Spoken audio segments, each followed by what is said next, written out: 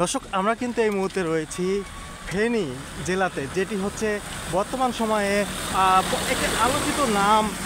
এই বন্যার কারণে কিন্তু এই ফেনী জেলাটাকে মানুষ এখন আলাদা হিসাবে দেখছে। আমরা কিন্তু সেই ফেনী জেলা মহিপাল নামক স্থানে রয়েছি।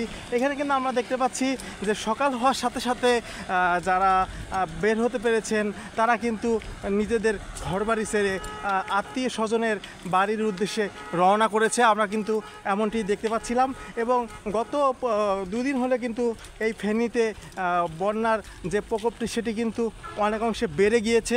আমরা কিন্তু আপনাদের দেখানোর চেষ্টা করছিলাম যে যারা শুধুমাত্র বের হতে পেরেছে বাড়ি ঘরের মায়া না করে তারা কিন্তু তাদের আত্মীয় স্বজনের বাড়িতে চলে যাচ্ছে এবং প্রচুর পরিমাণ আমরা যেমনটি দেখতে পাচ্ছিলাম যে ঢাকা থেকে যারা স্বেচ্ছাসেবক রয়েছে তারা কিন্তু এই যে ফেনী জেলার উদ্দেশ্যে অনেক স্বেচ্ছাসেবক চলে এসেছে শুধুমাত্র তারা উদ্ধার কাজ করার জন্য। আমরা এই মুহূর্তে কিন্তু দাঁড়িয়ে রয়েছি ফেনীতে এবং আপনাদেরকে দেখানোর চেষ্টা করছিলাম যে যারা ঘর থেকে বের হতে পেরেছে তারা কিন্তু এই মুহূর্তে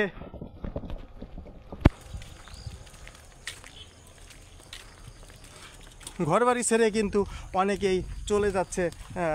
কেউ যাচ্ছে ঢাকাতে, কেউ বা তাদের আত্মীয় স্বজনের বাড়িতে যাচ্ছে। আমরা কিন্তু এমন দৃশ্য মহিপাল নামক যে জায়গাটি রয়েছে সেখানে আমরা দেখতে পাচ্ছিলাম এবং অসংখ্য মানুষ কিন্তু ঢাকা থেকে ছুটে এসেছে শুধুমাত্র একটু মানুষের পাশে দাঁড়ানোর জন্য। আমরা কিন্তু সারা রাত দেখেছি যে এই মানুষগুলো কিন্তু কত কষ্ট করে ঢাকা থেকে ফেনীতে এসেছে শুধু মানুষের একটু পাশে থাকার জন্য।